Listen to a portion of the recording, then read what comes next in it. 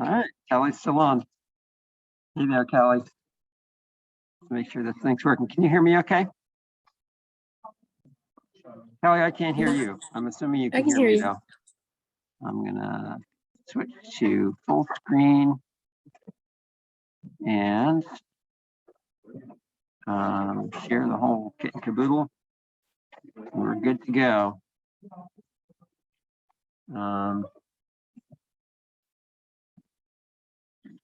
All right.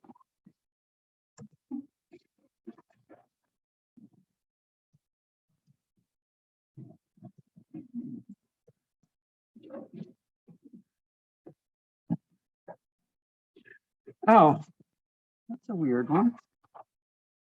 Okay, we'll go with that. Seems like a different setup than I usually get when I start this thing, but what the heck? We'll go with it.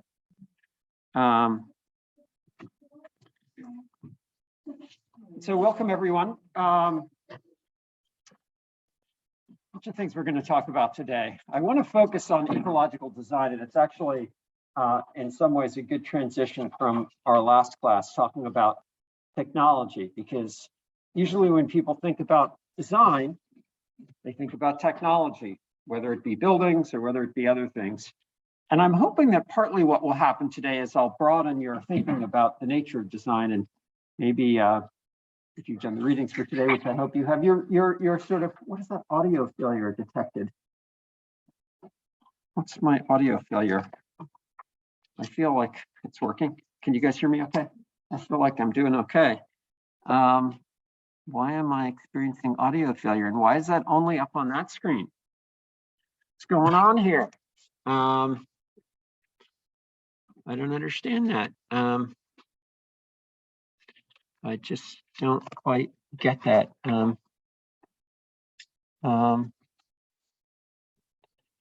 Muted.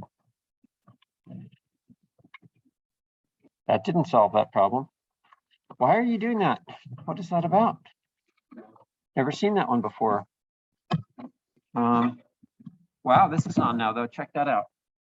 It's pretty cool, huh? Help me, why is that darn thing up?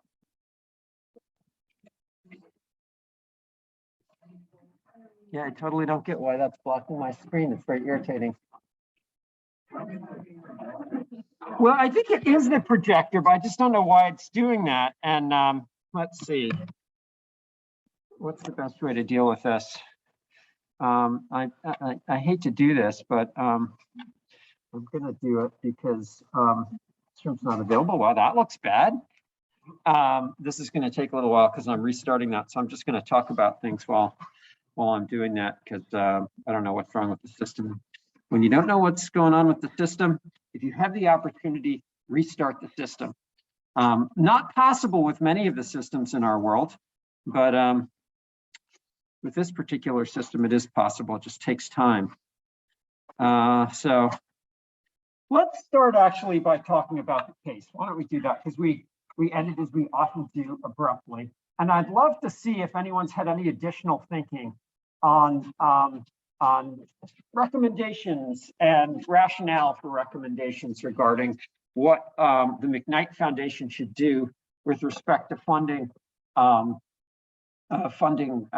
Dr. Gupta's proposal to genetically modify chickpeas and rice to create pest resistance and salt tolerance, respectively.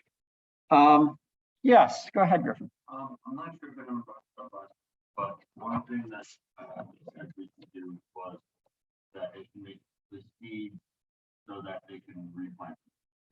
Okay, so that would be a stipulation, would be we insist that the seeds can be replanted. And what's the rationale behind that, Griffin? Why do you think that's important? How does that fit into? Because remember, we talked about this notion of considering the social, political, environmental implications of decisions we make. So when you say replant, what kind of social, environmental, political implications are there of stipulating that you can do this? Hey, that looks like it's actually working. That you can do this. So yeah, go ahead. I would say my rationale is mostly political and can be social, but it's about power. And if you make it so the farmers have to buy the seeds every year, Right. and the power is in the hands of the people who sell the seeds. Whereas if the seed can be replanted, then the farmers are largely autonomous. So the power is there. Right. So we're taking a particular technology, GMO crops, and we're trying to create a particular application. To me, what you were saying had a lot of economics to it, because the first thing you said is they wouldn't have to pay for the seeds each year. So to me, that's a pretty big economic thing. But you're framing it in terms of power, which is oftentimes pretty closely related to economics, in terms of like them having the seeds, being able to control the seeds as a stipulation.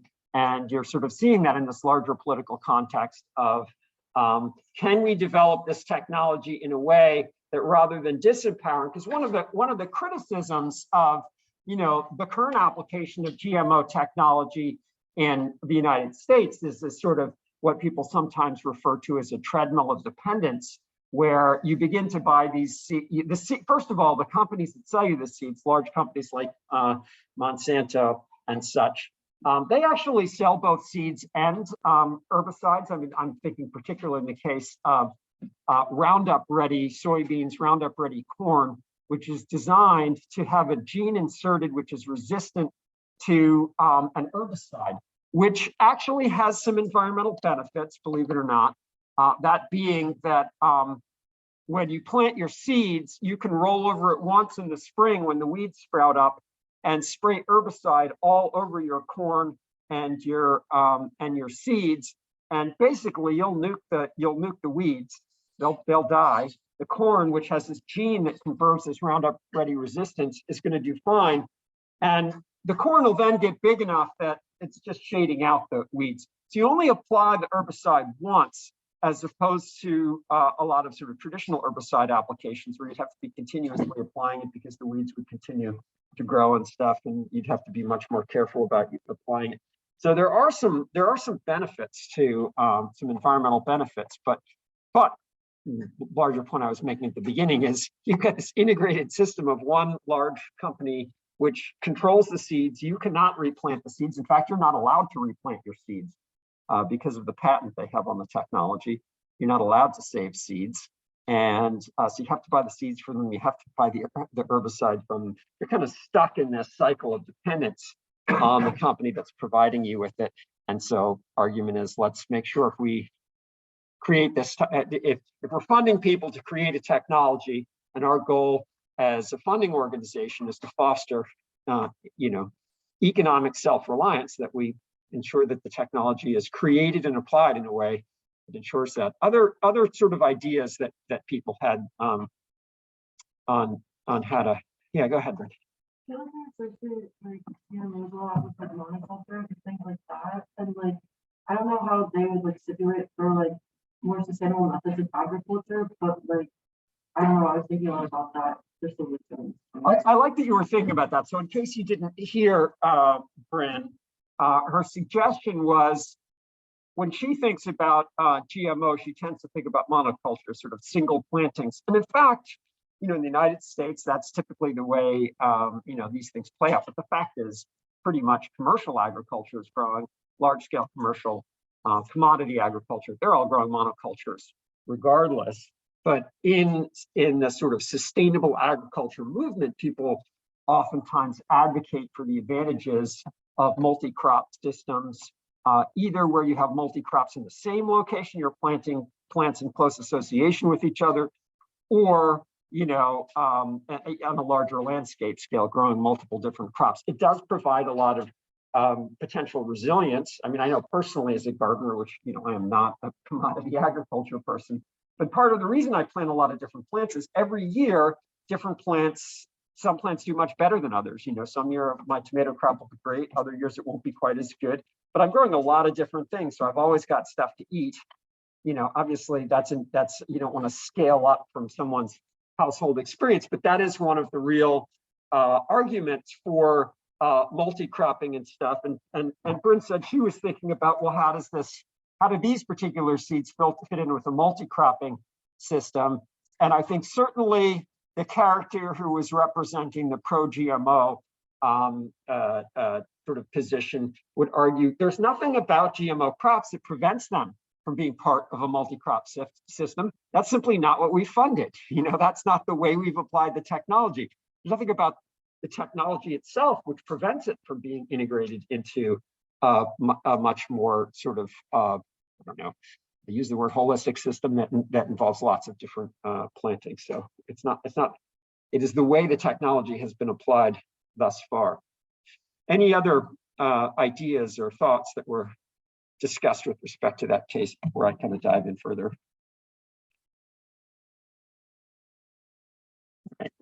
Okay, cool. Well, I hope you guys have a fun continued discussion as you begin to work on that case. Okay, I'm going to say a couple things about some stuff going on this week, most of which you already know about. We already just talked about the case, so I won't do that because I was doing that while I was waiting for this to restart. And then there are two topics. I want to talk about ecological design. Darn it, that thing popped up again. It's not on my computer. What is that about? And when I plug this in, it's still sitting there. How irritating. Darn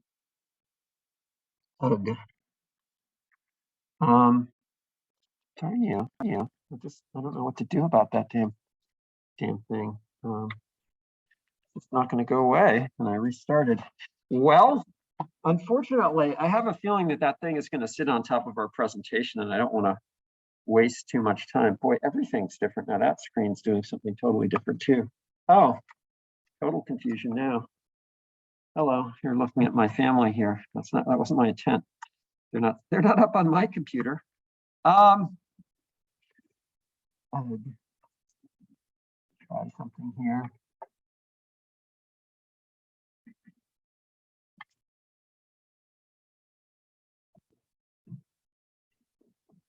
I wonder if I hit that one. I really don't want to do that, but it's kind of like an eject button. Oh, you're such a pain in the ass. Jeez.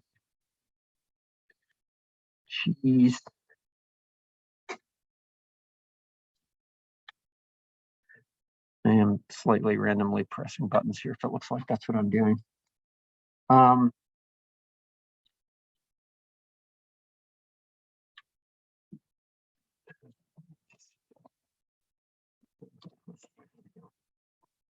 Well, I got something happening here. Okay.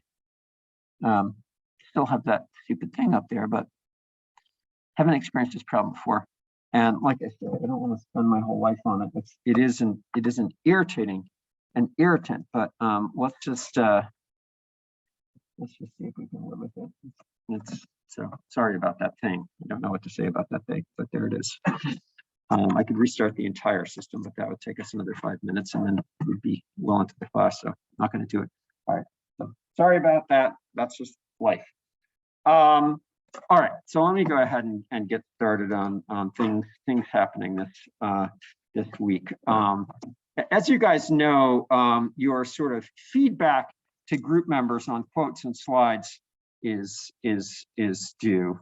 And some of you were, for various different reasons, oftentimes quite legitimate, a little bit slow in getting your interviews done.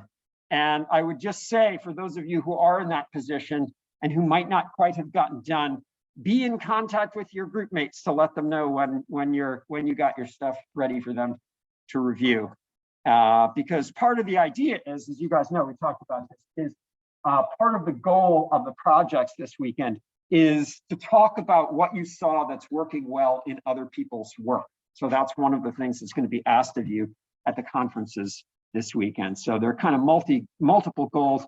One is to sort of, basically do a positive critique, but identifying what you think in other people's work is good. So definitely spend some time as you look at other people's work thinking what's working well that we should talk about and emulate as we move into our last set of interviews with community members.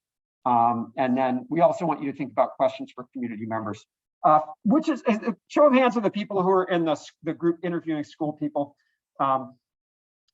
Yeah, okay, that's you guys, yes. I'm still working on getting you your interviewees. I have some people committed, but as you think about your questions, you don't have bios on them, but I will tell you it's going to be a combination of teachers working in the elementary school here, and administrators who are involved in the new green school system. So as you think about questions, those are the people you're going to be working with. So you know that. Yeah, you've got like K through 5 grade teachers, and you've got the former principal of the school, Jim Eibel, really good guy. And then you've got someone who's been involved in the construction of the new green building. So those are among the people you'll be interviewing. Okay, anything else I want to say about these things? I do want to say that there's an interesting talk that's going to take place tonight that I emailed you about before. Just kind of splitting on this slide.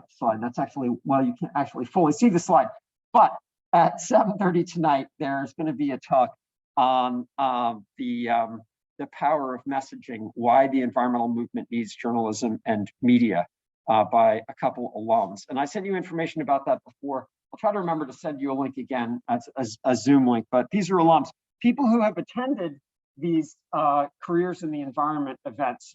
I found them to be really super interesting because you're talking with alums who were once Oberlin students here and have had certain career trajectories. It's a great way, especially at your stage, to begin to think about, yeah, what might I do with an Oberlin education if I wanted to do something that related to the environment in some way?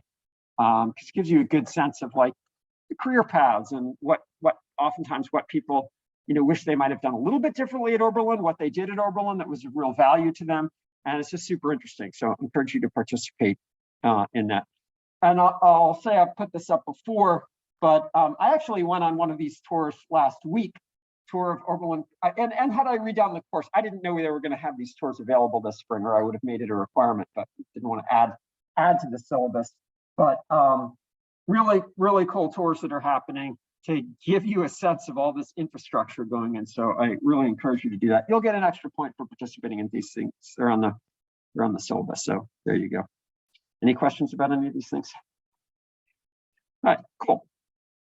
So we talked about the case, so I'm not going to say more about that. Kind of as a central question for the day, I want to kind of think a little bit about a reading that you did for today by my colleague, David Orr, who's major kind of leading international figure in the field of ecological design.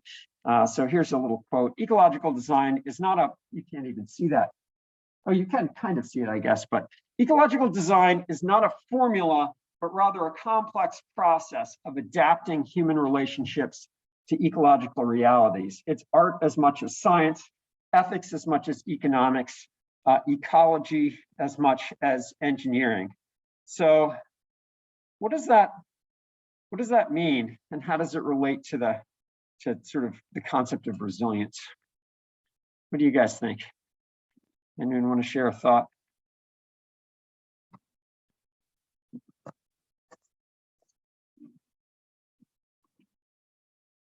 Yeah, go ahead, Mike.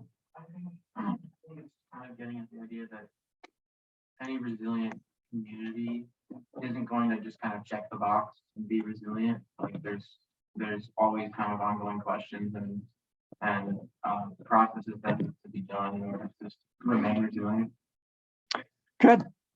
Not. I'm hearing in you not an endpoint of a process. That really sort of emphasizing that aspect of it. That's good. Other thoughts here?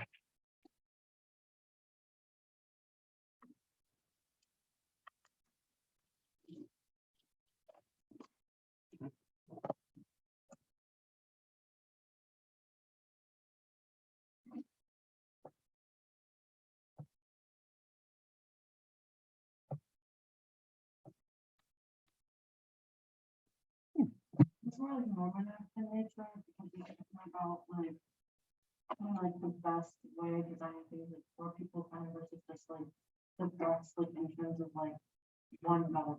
Like if you want holistically. Thinking about things in terms of a larger whole, obviously thinking about things holistically. Yeah, good.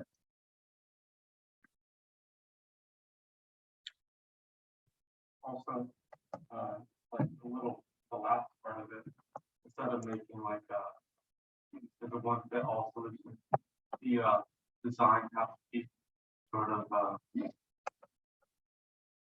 I don't know, really creative. It's a combination of creativity and science. And there's obviously Yeah, the creativity side of it, which to me is a really big deal. I think oftentimes when we think about design, we think about engineering, we think about sort of a highly technological approach to solutions where you've got an expert top down. I think this is embodied in several of the things that we're saying. And I think this is framing it in a very different way. Anyways, good thinking to sort of prime our discussion for today. So God, I wish I could get rid of that damn thing. Yeah, I just don't know what to do about that. Okay, well, we're just gonna have to live with it. So we talked earlier in the course about this issue of the major change that occurred when human beings discovered fossil fuels and how to harvest fossil fuels. So this is sort of a repeat, and hopefully you can kind of see the repeat underneath there. But when we learned how to take fossil fuels and use them to harvest more fossil fuels, we developed a sort of positive feedback within systems. And that sort of manifests in exponential growth of consumption of fossil fuels. Again, sorry, you can't quite see that. And these overall consequences of the sort of decoupling of human society from these limitations that have previously been imposed by running basically, for most of human history, human society ran on a completely renewable energy system. That's like it's a tiny little drop in the bucket of human history when we have operated not on sunlight. So this idea of, wouldn't it be cool if we could run on sunlight? Wouldn't that be like crazy and innovative if we were doing that? Actually, that's what we've done for most of our history. It's just this teeny little drop in the bucket during the last few hundred years, really, when we've not been running on sunlight. Principally, we've been running on fossil fuels. So at some level, we've talked about the consequences of this, the expanding scale, the negative impacts, and also about this sort of general problem of if you grow on a non-renewable resource, that's what you look like. A best case scenario where as the resource, the pink, is depleted, your population goes up because you're living on this stuff and it's helping you out, and then your population goes down because you run out of the stuff. In fact, for reasons we've talked about, that's an ideal situation. That would be actually kind of nice if that's the way it worked. Problem is that our main constraint at this point is not running out of the stuff. It's that we're polluting the atmosphere and messing up the way the system works, the way the system processes energy. We're creating global climate change. So it's much worse than just the problem of scarcity. Human beings are great at dealing with problems of scarcity. We find alternates when we experience scarcity. The problem of global climate change is a whole nother level of problem. But at any rate, fundamentally, the central question that we need to address is, we know that on this current trajectory we're on, the business of as usual trajectory of continuing to expand consumption of fossil fuels, all of the extractive damage, all of the pollution in the atmosphere, it is frankly not survivable, at least not survivable in a way that leads to a decent future for you or your children. It's impossible. It's a no-go. And so then the obvious question becomes, okay, what is the way out of here that is not incredibly painful? And that's why I have a little person in a parachute, because it's like, how do we get out of this? How do we bail from this trajectory we're on right now and get onto a trajectory that is better? And that's really where this sort of central question and importance of the concept of design comes in, because lots of people with different ideas about notions of how we get from here to a more sustainable world. But this is a big design question, because the reality is that the problems of climate change, all of the associated problems, are really fundamentally societal problems. They're not just problems of pollution. They're not just problems of technology.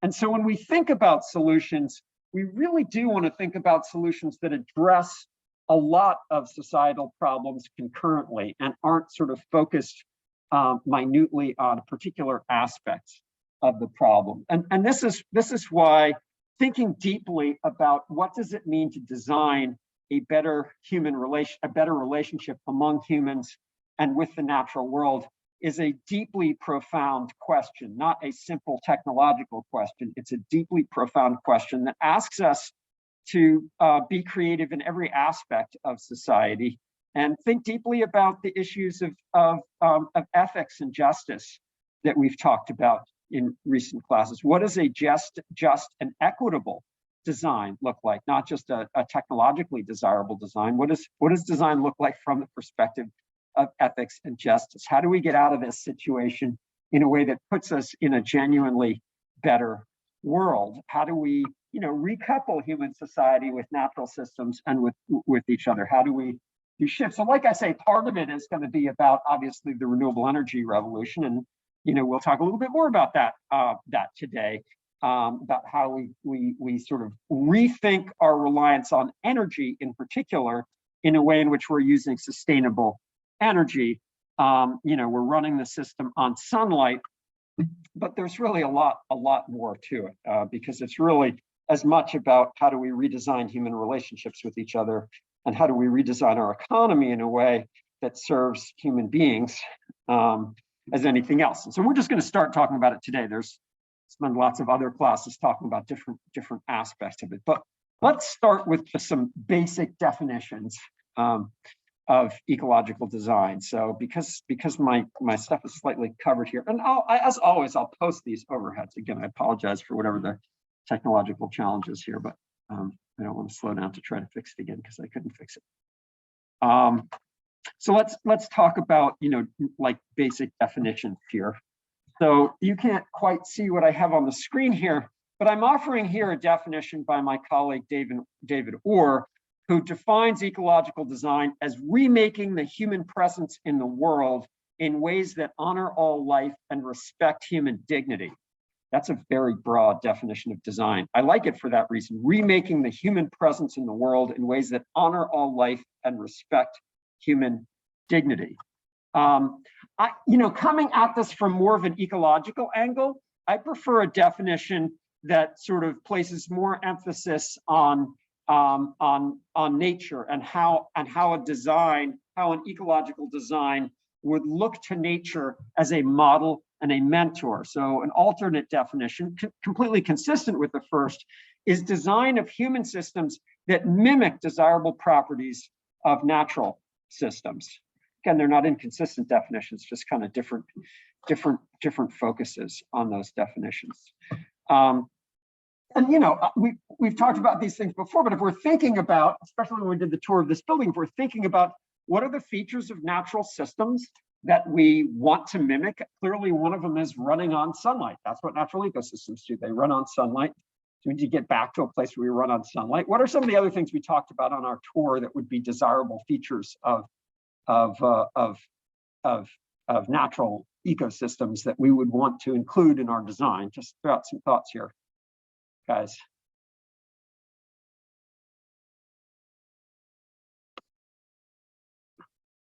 Yeah. Water recycled on site, recycling in general, reusing, those are important things. I think that might be my next point here. Yeah, material recycling, that's good. What else?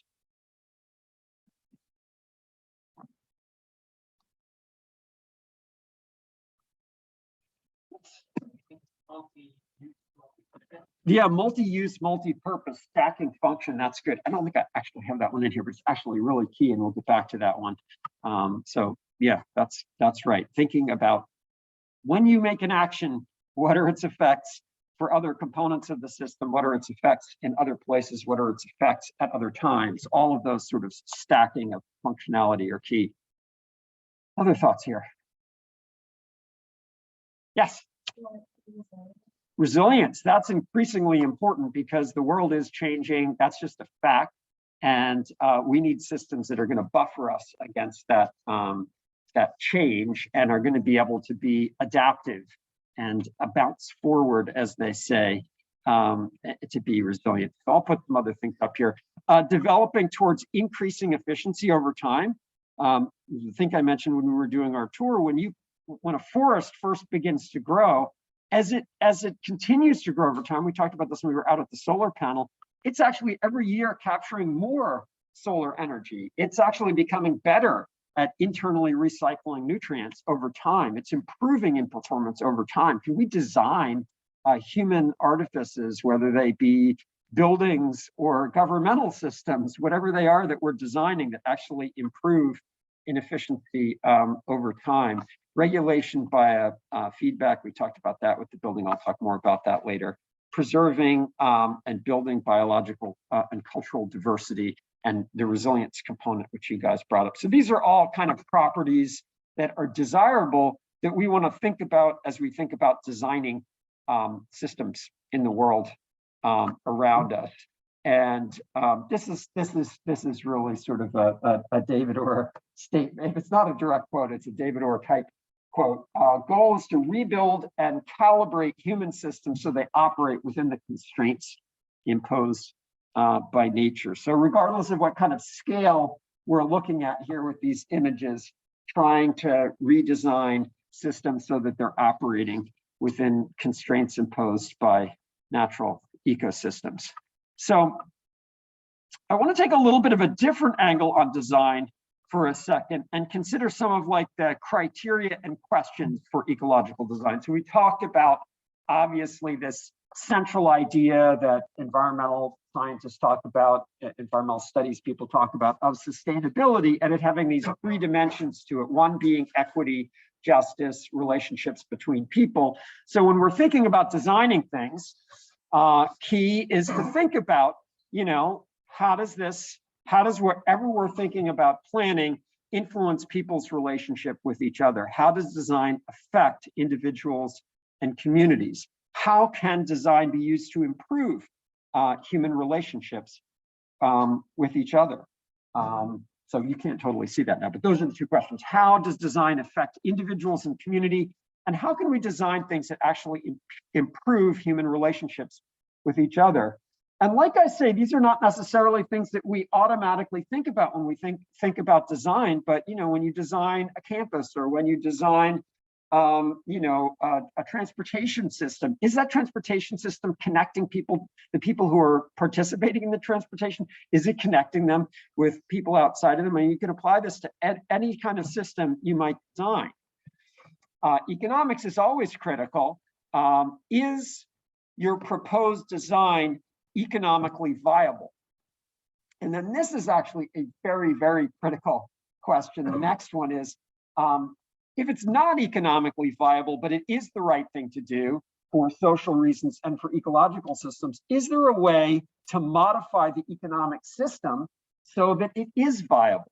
This, I think, is actually one of the really central questions, because right now, a lot of decisions that would be good for people and good for the environment are not economically viable in the currently structured economic system. So a really key question that is worth many, many careers is, how can we tweak the economic system so that the economic drivers are consistent with what we want from both social and ecological perspectives? You know, the way, and it's all about governmental systems. You know, when Dr. Pathak was talking about you know, intervening in political systems, when you're intervening in political systems, a lot of the time what you're really doing is intervening in the political system that controls the economic system through subsidies, other things. If you want renewable energy, well, if you charge people the full price of the ecological impacts of fossil fuel energy, and maybe you provide subsidies for the renewable energy, you shift the economic system and you get a whole lot more renewable energy. That's not rocket science, and it's not actually controversial. It's just the reality. I mean, you have Germany, which has pretty poor solar assets, really, when it comes right down to it. They're even worse than Oberlin as a country as a whole in terms of like sunny days and whatnot.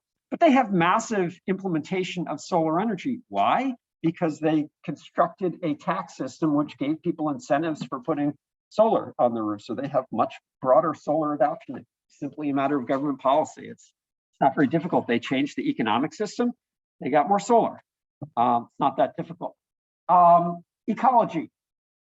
So when we think about ecology, is the design that we're thinking consistent with the place in which it's being applied? So recognizing that there's not necessarily a universal kind of ecology that should exist in a place. I remember when I was a little bit older than you, but not much older than you, in grad school, I drove west, and I hadn't driven across the country before, and was struck by these little enclaves when you get to the much further out west, where you're basically driving through, you know, hundreds and hundreds of miles of sagebrush, very dry country, that you'd pass through these communities where you had all these houses that could be anywhere in the country with all these lawns around them. And it just felt like moon colonies or something, that people were trying to grow like turf grass in a desert. It made no sense to me. It's this notion that we can, as humans, this hubris, really, this notion that we can recreate whatever, you know, sort of cookie cutter concept of culture, you know, a generic American culture, and that same culture should be appropriate everywhere. Native peoples lived in that landscape for thousands and thousands of years, and they were not growing turf grass. And there was a reason why they were not growing turf grass. It makes no sense. It uses a lot of water. It's just not ecologically appropriate for that location. It does not fit the ecology of the place in which that sense of culture is being applied. The culture needs to be adapted to fit the place so that it makes sense. Does it match the extractive and assimilative capacity? We'll talk a little bit more about those later, but extractive capacity, how much we can take from the natural world around us without harming the natural world. Assimilative capacity, how much material we can release into the natural environment, whether it be CO2 or nitrogen or whatever it is, without damaging that. Does it build natural capital? I'm introducing a few new ideas here. Extractive capacity, assimilative capacity. Natural capital you can think of as being sort of the equivalent of industrial capacity, except it is nature, nature's capacity. Natural capital is nature and its capacity to produce goods and services for us. So does it build natural capital? Again, we'll talk more about it later on in the term now. Does it improve conditions for future generations? So again, these are all questions. If you're thinking about engaging in design, and I hope most of you at some level, regardless of what profession you go into, are involved in the process of designing a better world. These are kind of key questions for you to be asking. And then lastly, getting back to this idea, which wasn't in the original sustainability paradigm, but I think is becoming more and more important as we begin to think about climate vulnerabilities and climate resilience, is the concept of resiliency. Does whatever we design confer resilience in the face of change that's now underway? So that is sort of a new key component of ecological design, is planning, carefully planning for change and planning systems that are going to be able to be adaptive and resilient in response to that change. All right, so I put forward some questions for ecological design.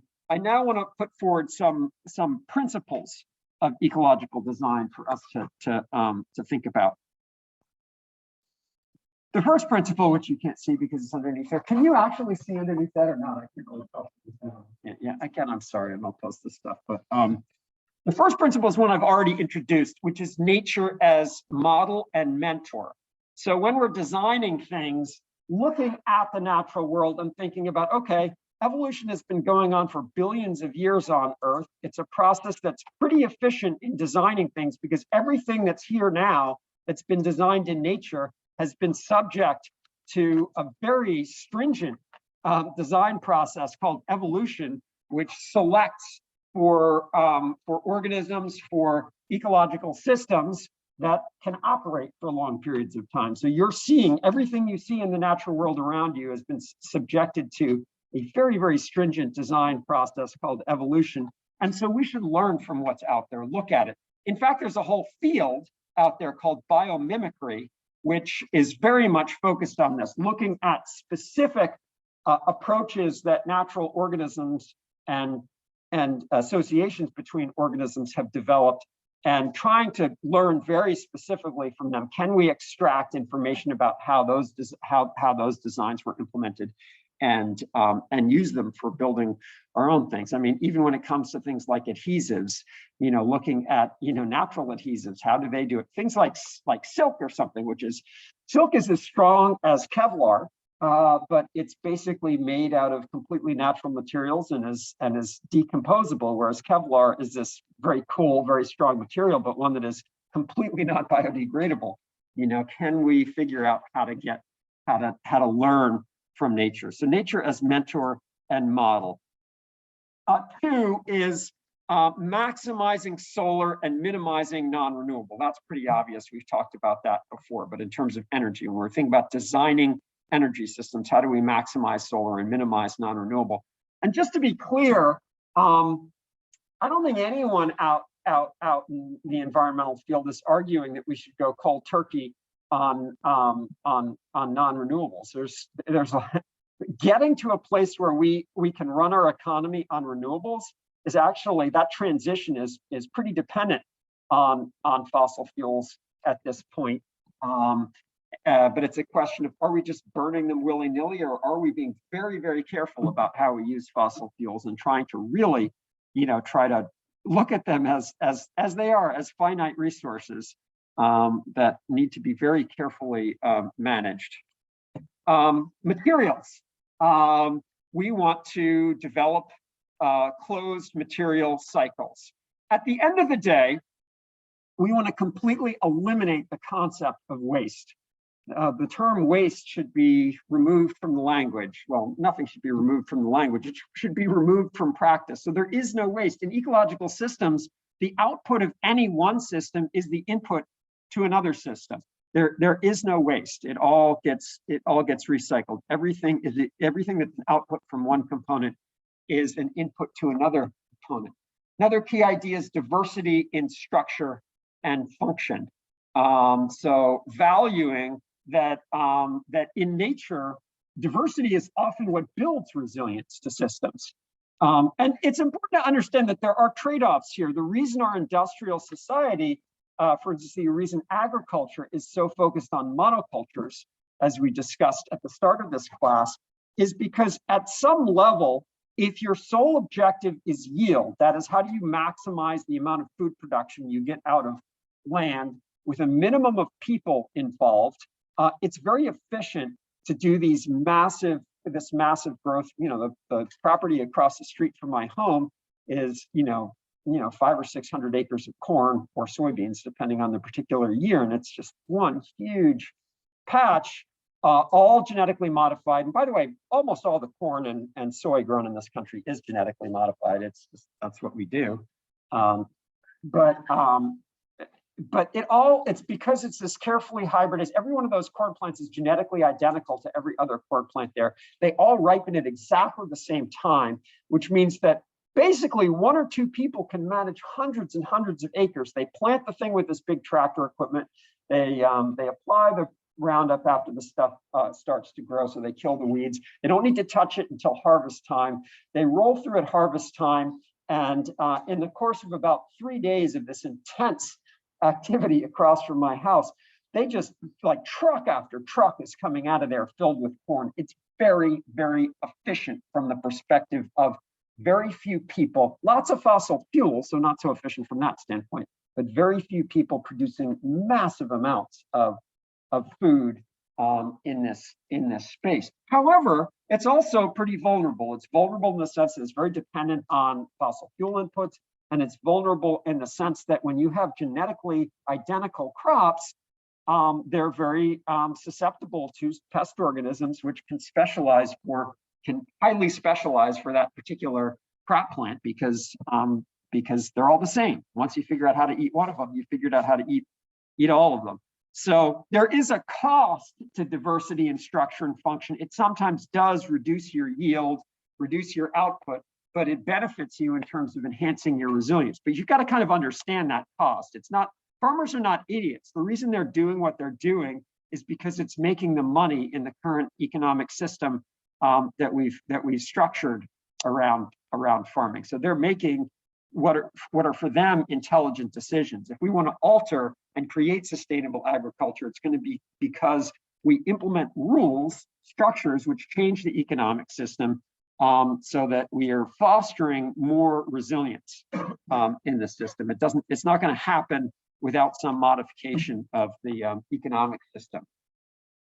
So one key component to one key design principle is just maintaining that systems view, which definitely came up in the initial comments being made on that quote, considering how each of the parts is integrated within the larger whole. And I think that's one of the main failures of our economic system as it stands right now, is an inability to do that. It's just not structured into the system in a way that makes sense. You're producing tons and tons of food, but you're doing an awful lot of damage to ecological systems. And so benefits and burdens are very disproportionate. The incentives are all off in the way the system is structured. And there's very little incentive to think about, to sort of really integrate relationships between parts and wholes and think about those solutions. It's not structured in a way that does that well. But maintaining this multi-scale perspective is also really important.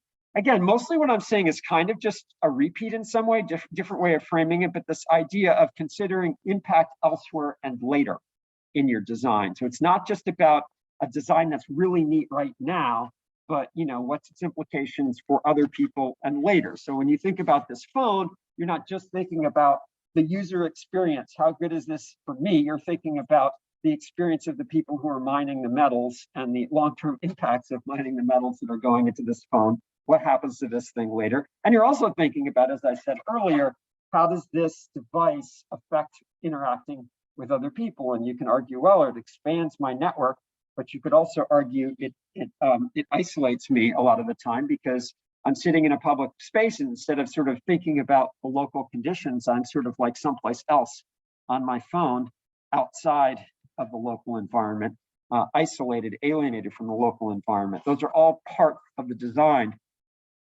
So again, this is sort of embodied in a lot of what I've already said. Ecologically accountable economics. So designing the system so that it is accounting for ecological impacts of activities. If you are, if you're the farmer growing corn and there's no cost to you of excess fertilizers, which might be enhancing your corn growth, but are damaging Lake Erie, if you aren't paying those costs, if they're not embodied in your economic system, then they're not really your problem. Maybe you care about them ethically, but until you're paying for them economically, there's not a whole lot of incentive for you to modify your farming practices so that you minimize the amount of nutrients going into Plum Creek, which goes into Black River, which goes into Lake Erie, which causes toxic algal blooms and messes up people's drinking water and hurts fish, et cetera, et cetera, et cetera. Until it's all embodied in the economic system, until those are all aligned with each other, you're not necessarily going to change the way you do things. This one I have slightly mixed feelings about: decentralized control with short feedback loops. So it's good when people take an action to get a response relatively quickly to what they do, so that you localize things, you decentralize things. This is complex because some things make sense as centralized entities. There's been a lot of movement towards localization, and I've talked with great pride about the Oberlin community and what we're doing within the Oberlin community, and I think it's all really good, and I'm very on board with it, and part of it to the extent that I can be part of driving this localization, increasing local self-reliance. But there's trade-offs here that are really important to consider. For instance, this large-scale Oberlin project, which was designed to sort of rethink Oberlin as a model of sustainability for other communities, had a goal of 70% localization of our food resources, so that 70% of the food, our food calories, would come from within a 100-mile radius. And I think that's a pretty cool goal on one hand, but I'm also really sensitive to the fact that being climate resilient is about accepting the reality that we will probably have regional scale droughts and other conditions which will dramatically negatively affect local production in some years.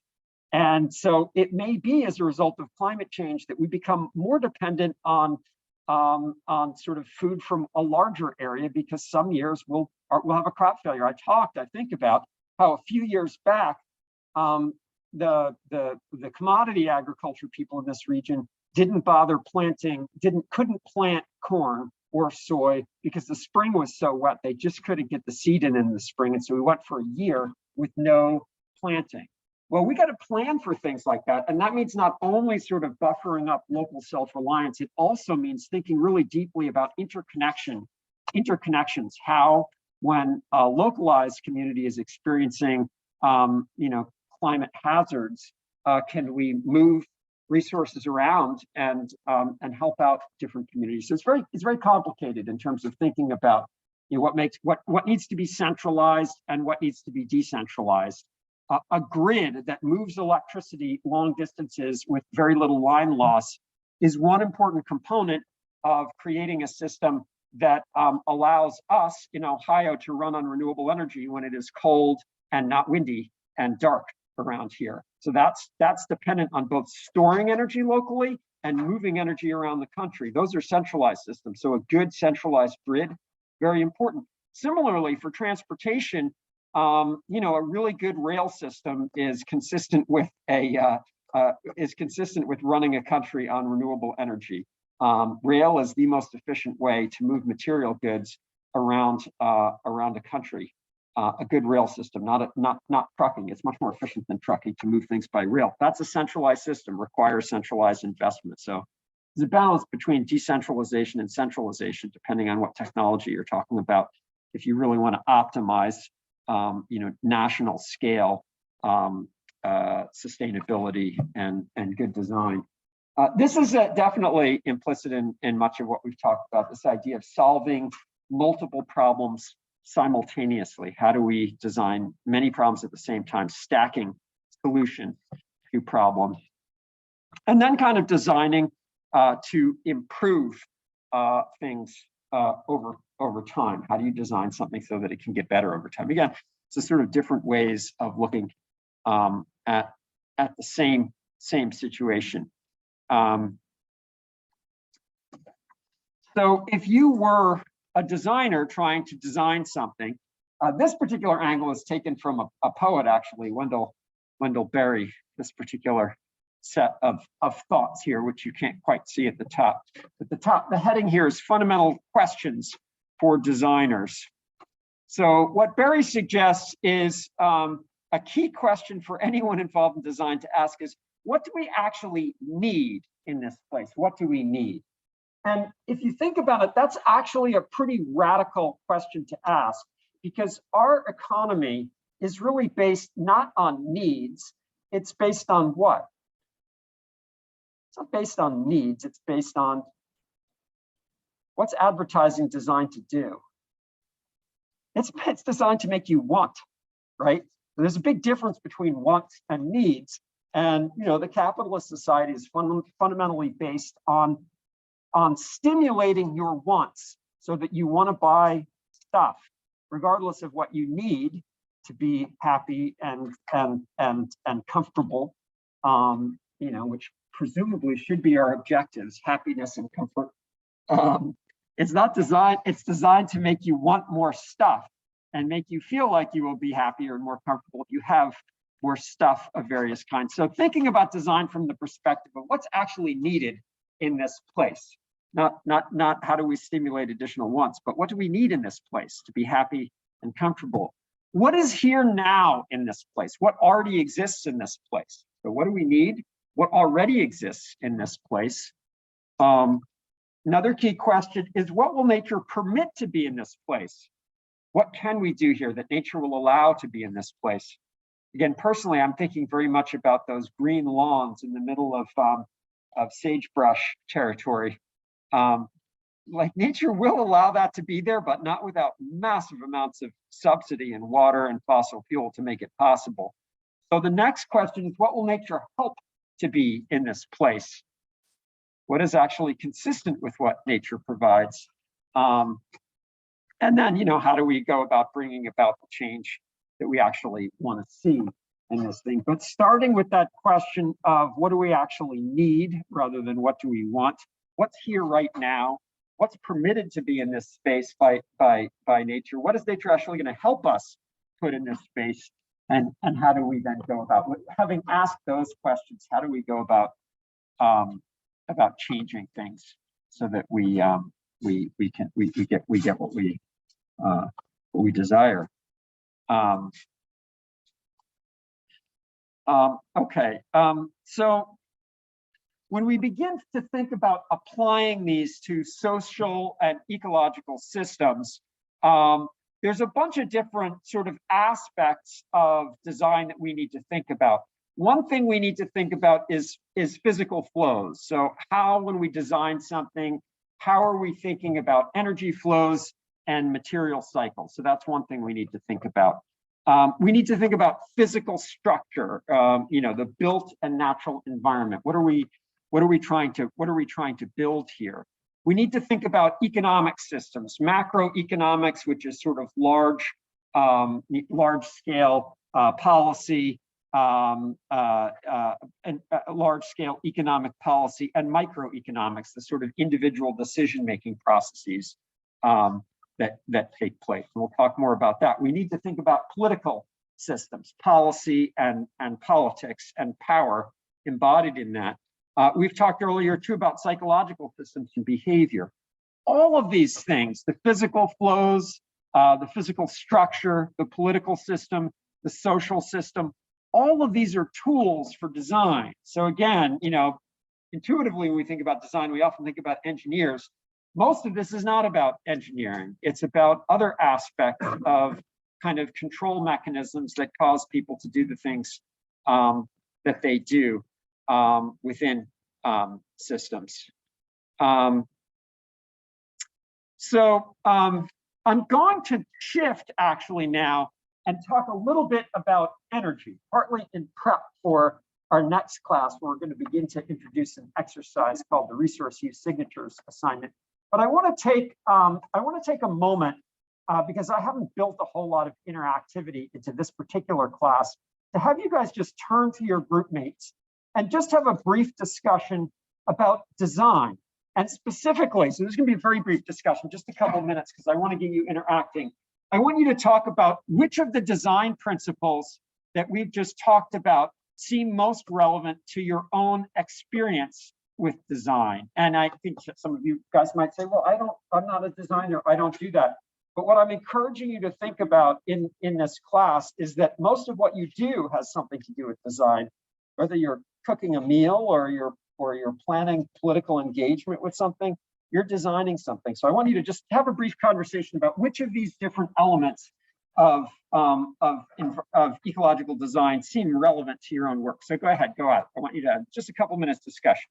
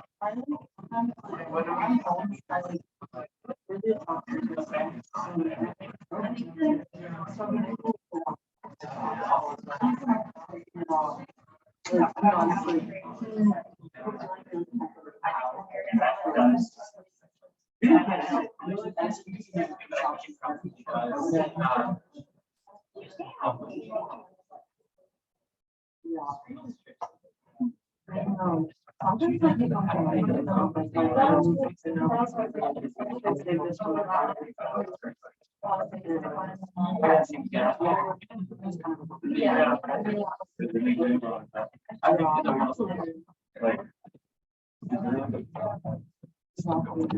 All right, let's just get some ideas out here. I realize my question was kind of vague, but that's okay. Any thoughts? Anyone up for sharing what they talked about? Lily, I'll put you, Lillian, I'll put you on the spot there. Lillian, you up for sharing a thought about whatever your group was talking about? You guys listen up.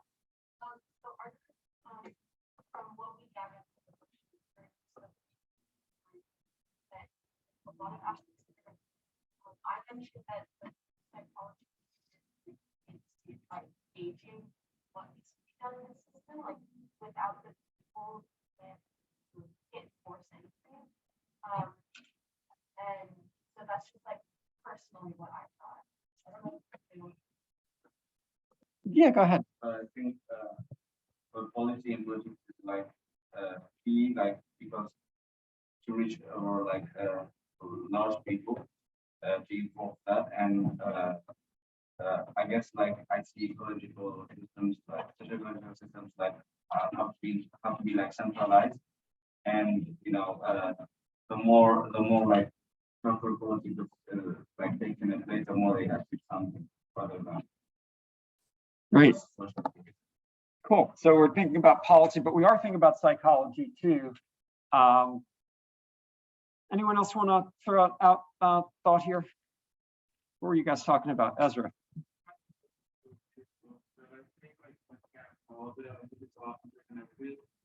You know, correlate with one another. I think we have that to really drive the design society that has and touches on all of these elements. So like, yeah, you can have the political, but you also need the psychological and the behavioral in order to implement, you know, and then like vice versa, you for promotion purposes, like being able to ensure economic growth, you have to have those policies to define. Right. So you're seeing lots of intersectionality between these different components that you need to think about in this. Any other interesting tidbits of conversation here that anyone's up for sharing?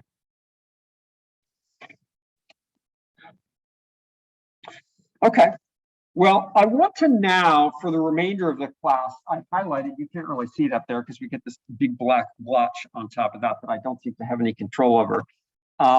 I want to shift towards thinking about energy to sort of set ourselves up. So I think it has become enormously clear as a result of the war in Ukraine how influenced societies are about energy. You start to mess with energy flows in society, and everything is affected by those. You know, the fact that the fact that the world cannot completely sanction Russia right now has a lot to do with the fact that we're really dependent.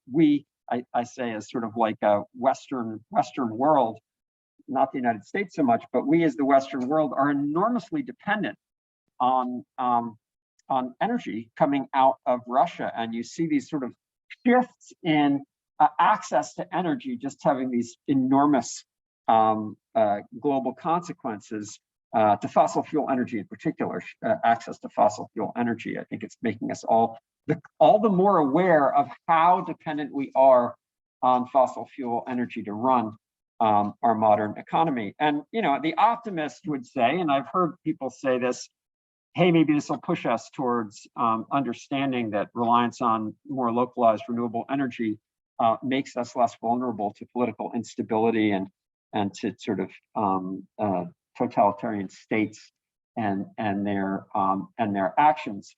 Although in the United States, obviously, one of the main reactions we've seen in terms of energy policy within the United States is this push towards increased drilling, increasing local production of fossil fuels as a short-term way of ameliorating the loss of fossil fuel supplies as a result of trying to isolate Russia. My point is that what's going on here globally has everything to do with these issues of energy And it has everything to do with the way we've designed the global economy to be so fundamentally dependent on fossil fuel energy. And it creates power structures and reactions to power structures that are really quite reprehensible in many ways. And it has everything to do with the way we've designed the system. So if we want to design a more equitable global community, a lot of that really is, as much as anything, contingent on really beefing up dependency on renewable energy sources.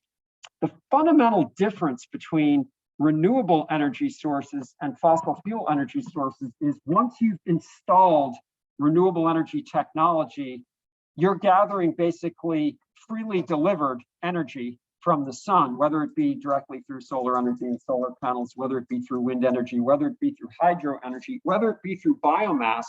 You're taking sun's energy, which is continuously falling on your locale that you do not pay for, and you're running your economy on that, as opposed to running your economy on fossil fuel materials that you generally have to pay someone else to deliver to you. So it really is a fundamentally different way of running an economy, and it has enormous design implications for social justice and for self-reliance. So like I say, I want to shift to talking about energy. I'm not going to rehash what I said before, but just to remind you, energy, the ability to do work, kinetic energy is the energy of flows, potential energy is the energy of stocks. We talked about this at the beginning. We talked briefly about renewable energy, energy that is provided directly or indirectly through sunlight. Renewable energy, yes, and non-renewable energy, non-sustainable energy as something that's a flow of a stored stock of energy. Obviously, this plays out for matter as well. But again, these are things we talked about earlier in the class. This is just a bit of a reminder of these things we talked about. Let's talk about salvage energy right now. We talked also about some fundamental concepts of energy impact. Net energy yield is a term I introduced, which unfortunately you can't see the definition of there, but it's useful energy delivered minus energy used for that delivery. So when we were talking about the corn crop, for instance, corn has a lot of embodied energy in it, energy that's useful for food, or you can turn it into a biofuel too.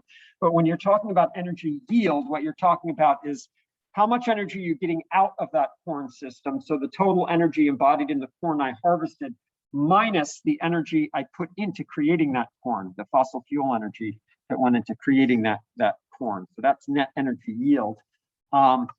Energy return on investment is the energy output divided by the amount of energy used to deliver it. So it's how much you're getting out. So if you have an energy return on investment of 1, it means you're getting as much energy out as you put in, which means you're not really doing anything useful. You want an energy return on investment that's greater than 1 to make something worthwhile. And there have been some criticisms of certain kinds of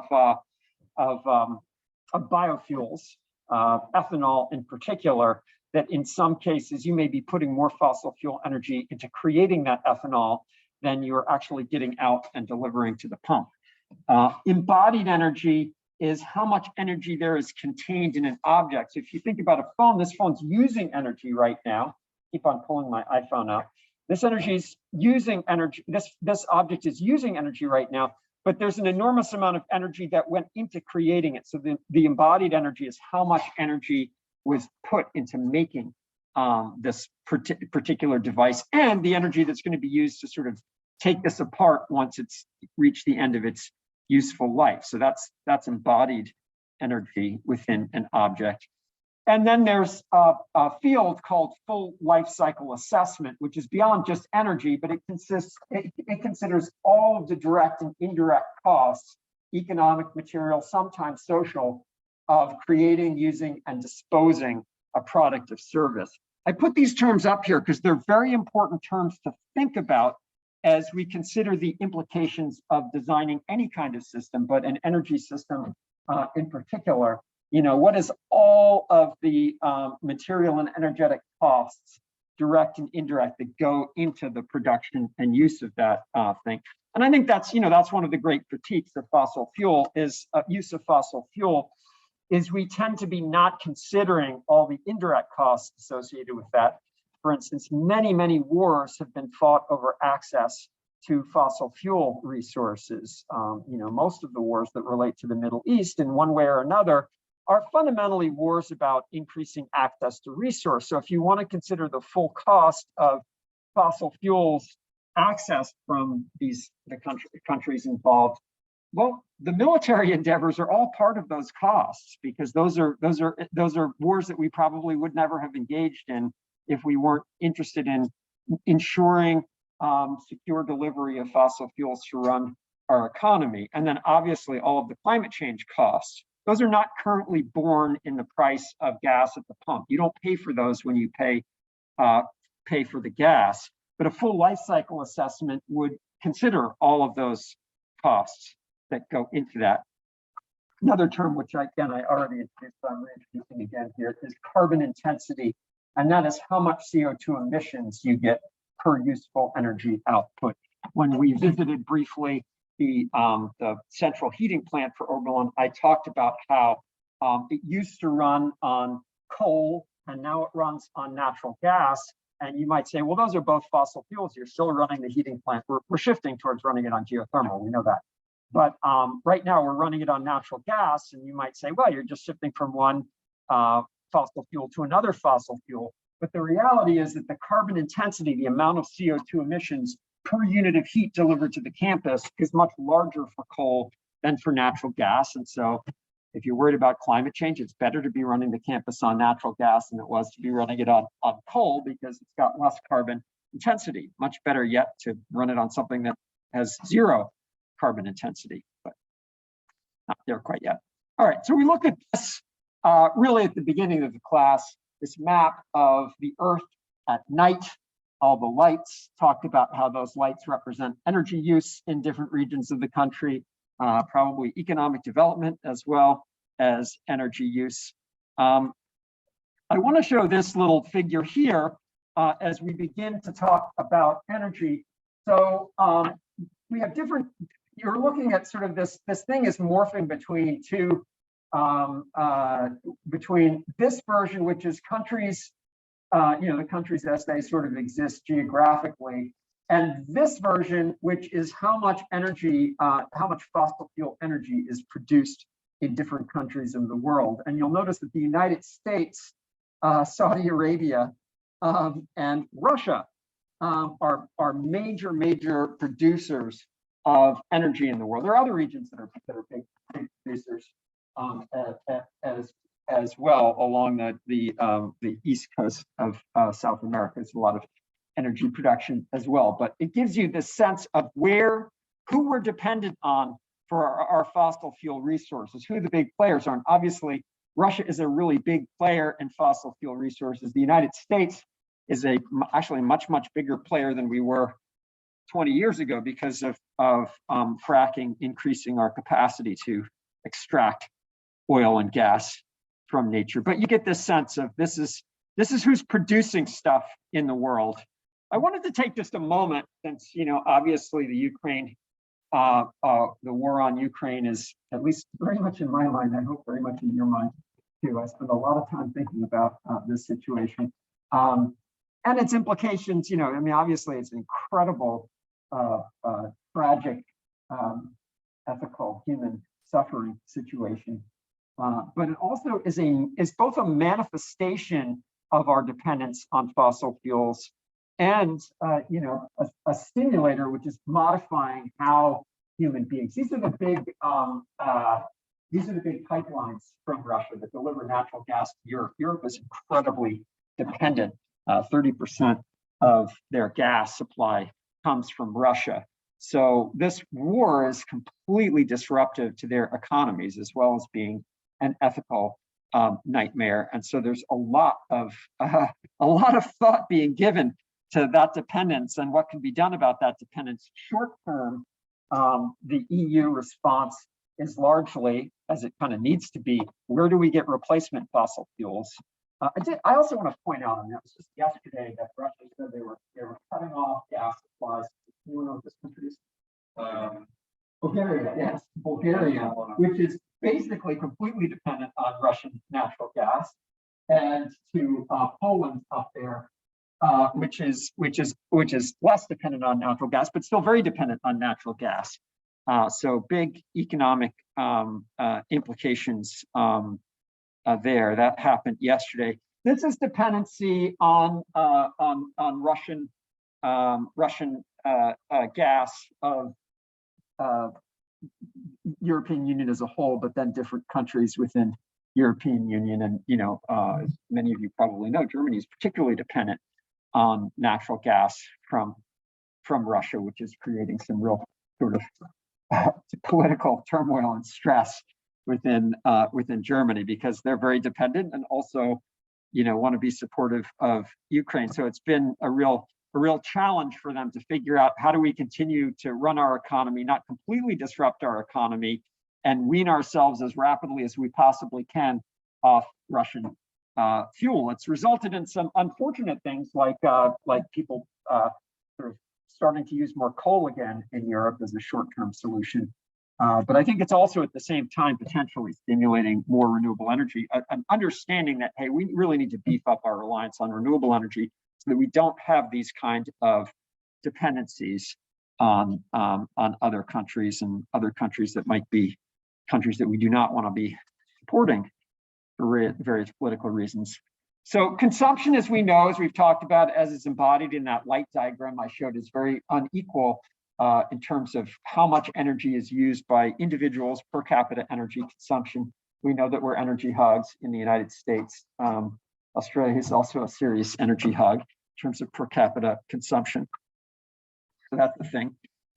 If we think about what kinds of energy we use, this is just the United States now. I'm showing you here. You see, it's about a third of our energy source is petroleum, about a third is natural gas, and then you can see this breakdown of nuclear and coal and renewable energy right now in terms of our overall production. So we are still very highly dependent on petroleum, especially for transportation. Liquid fuels are important for getting us around right now. We are obviously at a stage where we're trying to shift towards more electric transportation. Again, one of the nice things about a rail system is it's pretty easy to run that on electricity, but harder to run trucks and cars on electricity, although we're doing it. Natural gas, also something that's easy to transport around the country. The nuclear and coal obviously being used to generate electricity pretty much straight up. So at any rate, this is what we're dependent on right now in the United States in terms of the kinds of resources. If we flip that around and ask the question, what are we using that energy for different sectors of our economy, you can see about a third of the energy we use in the United States is used for industry, about a third is used for transportation, and about a third is used for buildings. Giving you rough numbers here, obviously it's not exactly a third for each, but it's a good way of thinking about how energy is used. Next week, we're going to talk quite a bit about energy use in buildings. We obviously talked about it over the weekend when we visited this building. But when we think about energy use in buildings, about half of that is commercial and half is residential. And we'll pick up a little bit more on this next class.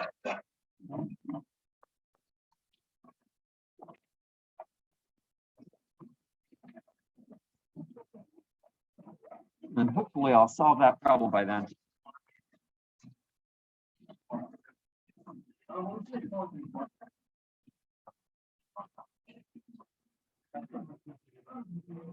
Thank you. You bet. Take care.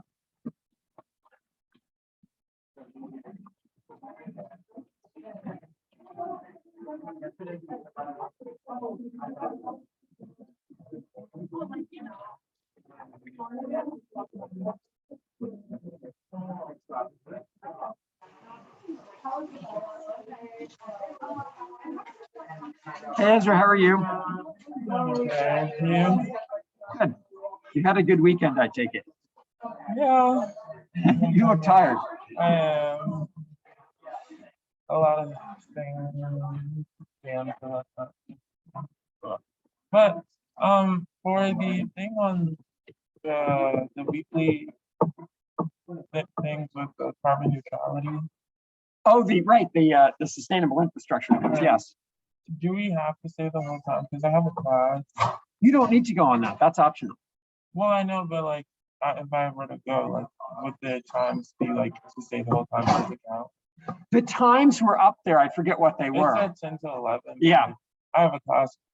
Oh, I see. You're saying you might need to leave early. Yeah. I think that'd be fine. I think you can just, it's just a walking tour. So I think you could just walk out anytime you want. Okay. Yeah, I don't see that as a problem at all. All right. Yeah, if you want to connect on that, Joel Batens is leading the tours. And, you know, if you sent me an email, I'd be happy to connect you with him and he can tell you how it might work. But I just think you could just show up and, you know, Okay. and leave when you need to leave. I don't think that's going to be a problem. It's just a walking tour. Okay. Yeah. Also, I've been in contact with Sydney Oh, great. about. Oh, great. She said she was going to talk to you today. I believe. She's going to have a meeting with me in about 8 minutes. Yeah. Yes. Midtown. She was telling me that. Yeah, right. No, that's great. So you're thinking of going in with her? Yeah, but when we were talking, we were trying to find a date, and Right. the weekends are pretty busy. So. Okay. Well, I hope you can make it. Yeah. Yeah. Okay. I'll take it and leave it upstairs. Thanks, Brian. Have a nice one. You too. Take care.